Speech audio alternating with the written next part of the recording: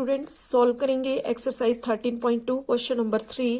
Rahman is making a wheel using spokes. He wants to fix equal spokes in such a way that the angle between any pair of consecutive spokes are equal. Help him by completing the following table. Question है कि Rahman spokes की help से, तीलियों की help से एक पहिया बना रहा है, तो वो उन तीलियों को पहिए के अंदर इस तरह से फिक्स कर रहा है कि उनके बीच के एंगल जो हैं वो सब में सेम हो।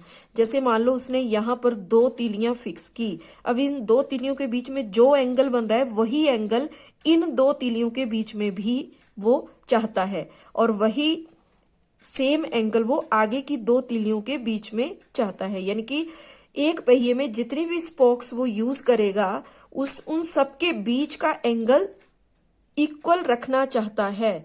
तो अगर इस तरह से टेबल में दिया गया है कि अगर नंबर ऑफ स्पोक्स 4 हैं तो जो एंगल बन रहा है तीलियों के बीच वो बन रहा है 90 डिग्री, और अगर नंबर ऑफ स्पोक्स 6 हो जाए यानी कि स्पोक्स को बढ़ा दिया जाए तो angle between a pair of consecutive spokes जो है वो 60 डिग्री हो रहा है। तो यहां से हमें ये पता चल रहा है कि ये सिचुएशन इनवर्स प्रोपोर्शन में है। ठीक है, क्योंकि जब नंबर ऑफ स्पोक्स कम है तो एंगल जो है वो ज्यादा बन रहा है 90 डिग्री, और जब नंबर ऑफ स्पोक्स को बढ़ा दिया गया तो angle between a pair of consecutive spokes कम हो गया। अभी इसी तरह आगे नंबर ऑफ स्पोक्स दी गई है 8। ठीक है, तो यहां पर हमें फाइंड करना है कि अगर नंबर ऑफ स्पोक्स 8 है तो उन स्पोक्स के बीच का एंगल कितना होगा। तो यहाँ हमें क्लियरली पता चल रहा है कि ये सिचुएशन इनवर्स प्रोपोर्शन में है, और यहाँ पर फर्स्ट पॉइंट में हमारे से यही पूछा है कि are the number of spokes and the angles formed between the pair of consecutive spokes in inverse proportion. तो इसका हम आंसर कर सकते हैं yes, this situation is in inverse proportion. ठीक है, तो यहां पर टेबल पहले हम सॉल्व करेंगे।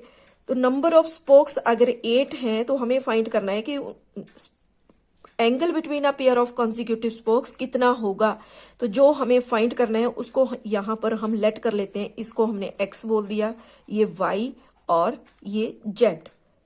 तो ये सिचुएशन इनवर्स प्रोपोर्शन है, तो इसके लिए हम किस तरह से करेंगे कि 6 into 60 is equal to 8 into x।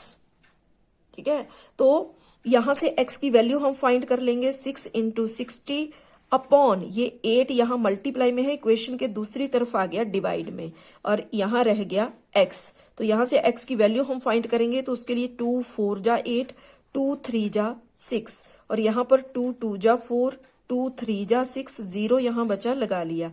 अब 2 1 जा 2, 2 15 जा 30, तो यहां पर आ गया हमारे पास 15 3 जा 45। x is equal to 15 multiply 3 is equal to 45 degree. तो अगर नंबर ऑफ स्पोक्स 8 हैं तो angle between a pair of consecutive spokes होगा 45 डिग्री। तो इसी तरह नेक्स्ट केस में हमें दिया गया है कि अगर नंबर ऑफ स्पोक्स 10 हो तो बताओ एंगल जो तीलियों के बीच में बनेगा वो कितना होगा। तो उसके लिए फिर से हमने 8 into 45 is equal to 10 into y. अब यहां से y की वैल्यू हमने फाइंड करनी है, तो 8 इंटू 45 और ये 10 आ गया इधर डिवाइड में। अब 2 4 जा 8, 2 5 जा 10, 5 1 जा 5, 5 9 जा 45। y इज इक्वल टू आ गया 4 9 जा 36। तो अगर नंबर ऑफ स्पोक्स 10 हो तो एंगल बिटवीन स्पोक्स बनेगा 36 डिग्री। तो इसी तरह आगे है यहां पर कि अगर नंबर ऑफ स्पोक्स 12 हो तो बताओ angle between the consecutive spokes कितना होगा। तो उसके लिए यहां 10 into 36 is equal to 12 into z. तो 10 इंटू 36 अपॉन 12, और यहां रह जाएगा z। तो 12 1 जा 12, 12 3 जा 36, तो यह आ गया 10 3 जा 30। तो यहां अगर नंबर ऑफ स्पोक्स 12 होंगी तो उनके बीच का एंगल बनेगा 30 डिग्री।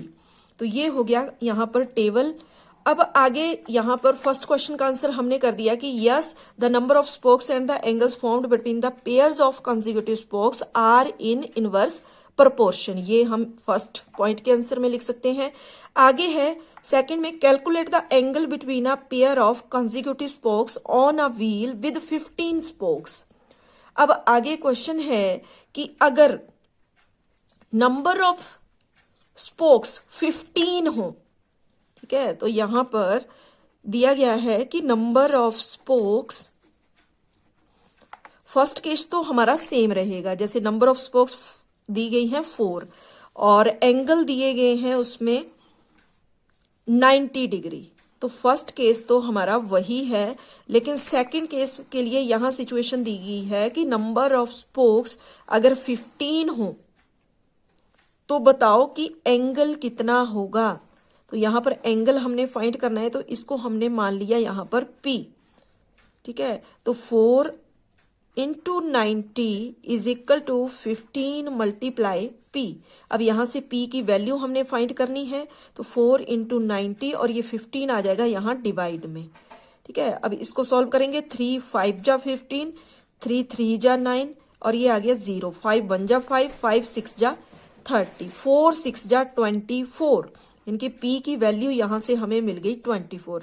तो यहां सेकंड पॉइंट का आंसर हमें मिल गया कि अगर नंबर ऑफ स्पोक्स 15 हो तो उनमें स्पोक्स के बीच जो एंगल होगा वो होगा 24 डिग्री।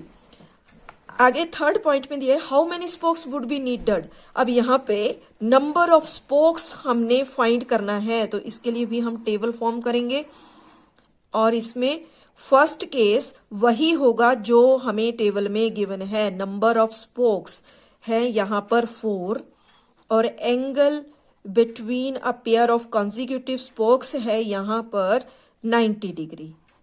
तो इसके लिए सेकंड केस हम ये ले लेंगे जो हमें थर्ड में क्वेश्चन दिया गया है कि how many spokes would be needed, कितनी स्पोक्स की जरूरत पड़ेगी if the angle between a pair of consecutive spokes is 40 degree, ठीक है। तो इसके लिए नंबर ऑफ स्पोक्स कितनी होगी अगर एंगल 40 डिग्री बन रहा है, तो उसके लिए हम यहाँ पर 4 इंटू 90 इज इक्वल टू, इसको हमने लेट कर लिया यहाँ पर Q, तो Q मल्टीप्लाई 40।